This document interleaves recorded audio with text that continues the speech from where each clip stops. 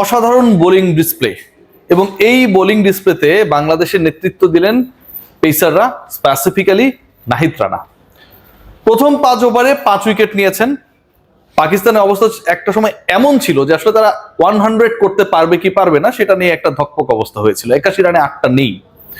নাহিদ রানা মিরপুর স্টেডিয়ামে, শেরেবাংলা স্টেডিয়ামের সেরা বোলিং ফিগারটা নিজের করে নিতে পারবেন কি পারবেন না, 6 উইকেট 26 রানে মুস্তাফিজের ওই যে রেকর্ডটা ভাঙতে পারবেন কি পারবেন না, সেই হিসাব নিকাশ যখন চলছিল তখন মেহেদী হাসান মিরাজ, তাসকিন আহমেদ এবং শেষে গিয়ে মুস্তাফিজুর রহমান পরের 5টা নিয়ে নিলেন।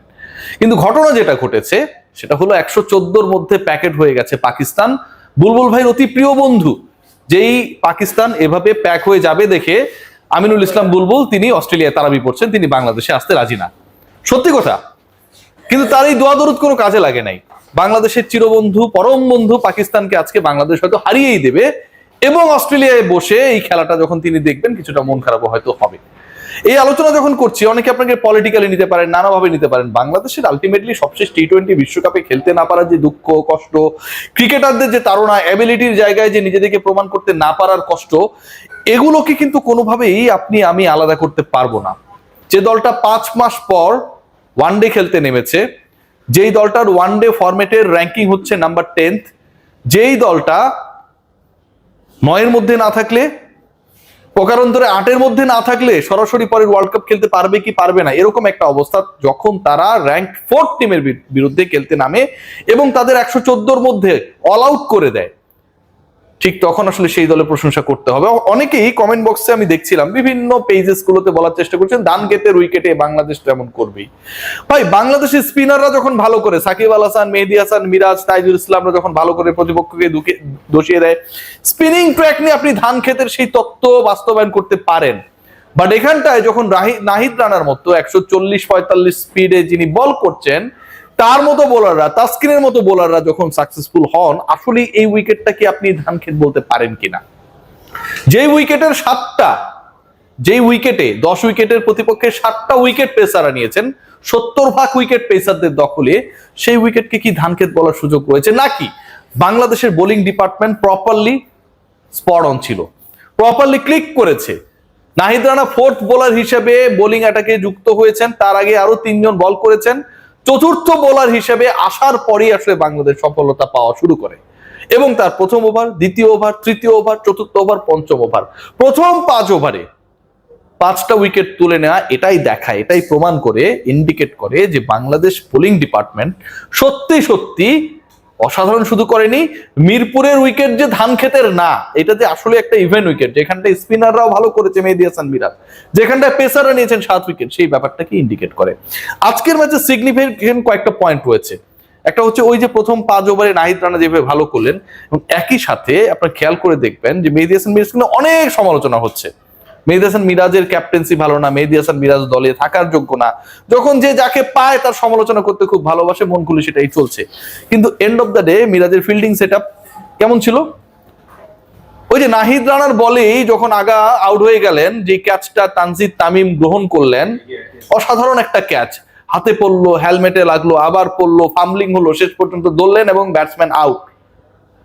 140-এর বলে যখন এরকম একটা সিচুয়েশন ক্রিয়েট হয় এবং ওই পজিশনে একজন ক্রিকেটার এরকম একটা ক্যাচ নেন, তার থেকেও দুর্দান্ত ডিসিশন ছিল এক্সট্রা বাউন্সে এরকম ধকপকানি তৈরি হইতে পারে বাকি ব্যাটারদের এবং ওই জায়গায় ক্যাচ উঠতে পারে, এই সেন্সটা মেক করে একটা ফিল্ডারকে সেট করা, যেই কাজটা ultimately Bangladesh team management captain করেছে। এই ম্যাচে তো নাহিদ রানারও থাকার কথা ছিল না।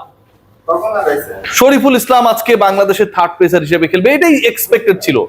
কিন্তু নাহিদ রানাকে খেলানোর ডিসিশনটাও তো অনেক বড় সাহসী সিদ্ধান্ত ছিল।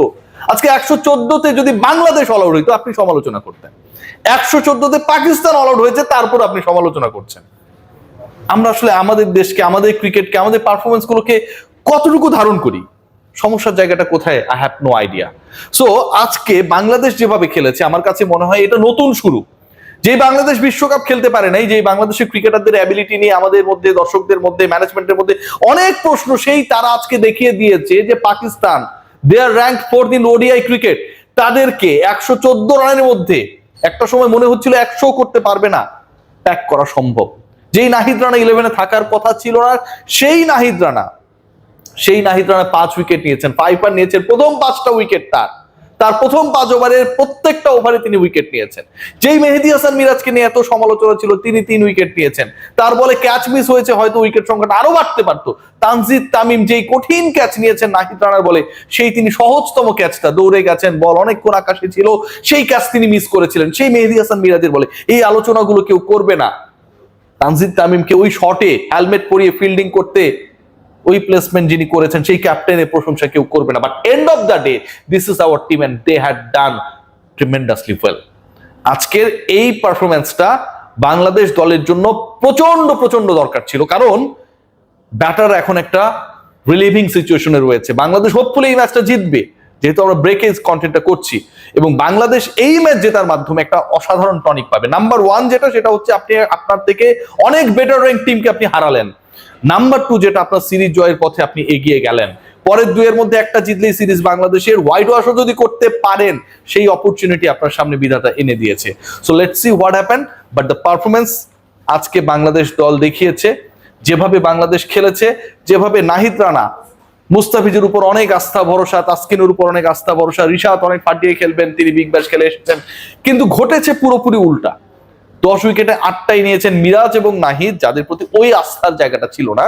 সো ওভারঅল আমার কাছে মনে হয় এটা বাংলাদেশ দলের জন্য, বাংলাদেশ দলের ব্যাটারদের জন্য, যারা এই রমজান মাসে মাঠে এসে খেলা দেখার চেষ্টা করেছেন রোজা থেকে তপ্ত দুপুরে, তাদের জন্য একটা ব্লেসিং পারফরমেন্স। শেষে আবারও বলতে হয়, যারা ময়েশ্চার হারাচ্ছেন, লিলি হুইপসিয়া বডি ওয়াশ আপনার শরীরে 72 ঘন্টা পর্যন্ত ময়েশ্চার ধরে রাখতে দারুণভাবে কার্যকর। সবাই ভালো থাকবেন, take great care, let's hope for the best of our team.